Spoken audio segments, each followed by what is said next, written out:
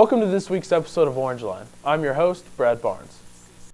A Baker Greek house received shocking news earlier this month and now faces closing.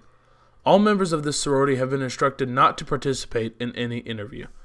On March 23rd, the members of Phi Mu received a letter of notice stating that their chapter would cease operations as of May 22nd.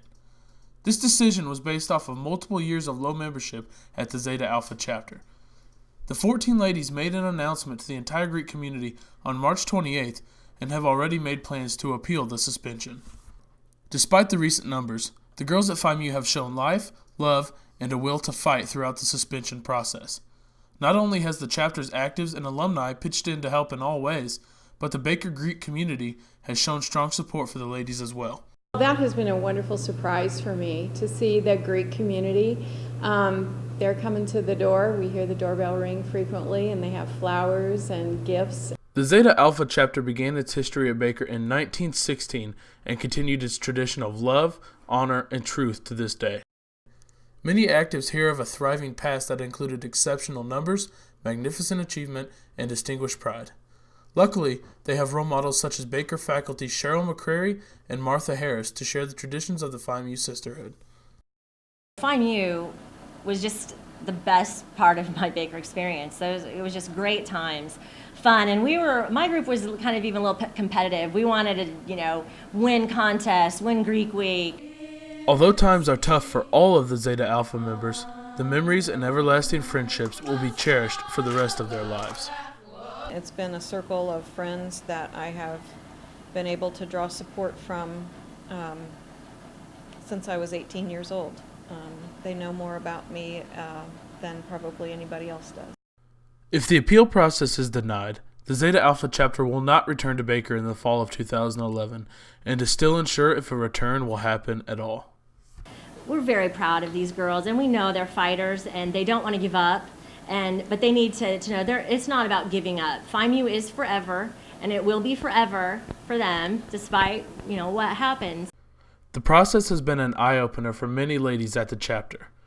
Duggan sheds light on the life lessons that the situation has taught. Things like this happen in life. It isn't always handled in the best way, but just know that you have a great, hopeful future ahead of you, and before long, you'll be able to put this behind you and move on. For now, the ladies can only wait for the appeal and hope that nationals will allow them to continue the traditions and history that make Phi Mu what it is today.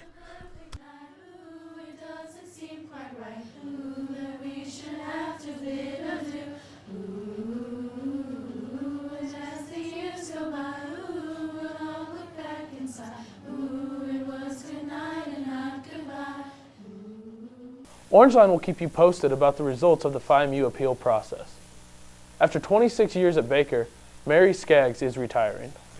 As the department chair of the School of Education, Dr. Skaggs has enjoyed her tenure here and says she will miss the students she's taught and led into the teaching field. As a true example of what she preaches, Skaggs has told her students that it takes a sincere passion to be a teacher. Dr. Skaggs also graduated from Baker, and it will be an adjustment to not be on campus daily. Upon leaving, Dr. Skaggs looks forward to spending more time with her family in her retirement. The local school district has decided to consolidate. We begin this 4-part series by looking at the school administration's reasoning on why this is happening. Genevieve Des Marteau has more. Schools across the state are facing budget issues due to education cuts. It's a statewide problem that's been localized here in Baldwin City. The Baldwin City School District, USD 348, has faced this problem with the decision to close 2 of its rural schools. The closing of Vinland Elementary and Marion Springs means relocating kids to the Baldwin Primary and Intermediate Centers.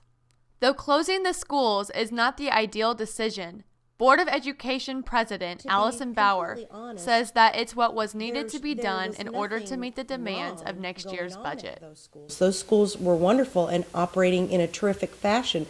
The only thing that we couldn't do is continue to afford it. The school district's funds will be cut by $426,000 next year. Closing the 2 schools will allow the district to function under the budget without eliminating as many positions. Closing the schools was only one of many options the board reviewed, which included a 4-day school week, cutting activities, attendance centers, and closing only one school.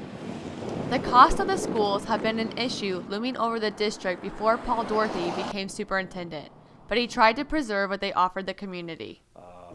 But when I first came here, I really appreciated the country schools and what they did for students and the environment that we had there. So I have to say, when I first came here, the first few years, I really supported the country schools and felt like we should maintain them. Change is hard for everyone, so the PTOs and CSOs of each school have started collaborating to make the transition next year as smooth as possible. The organizations have discussed ideas to keep traditions from each school alive. Like, I've proposed that we have a place in our school where we have the history of Marion Springs, the history of Vinland, and then the history of the primary center, and then how we came together. The organizations still have time to plan, as a consolidation will take effect in the fall of 2011. Thanks, Genevieve. We're going to take a quick commercial break, but stay tuned to hear more about last weekend's BU Preview.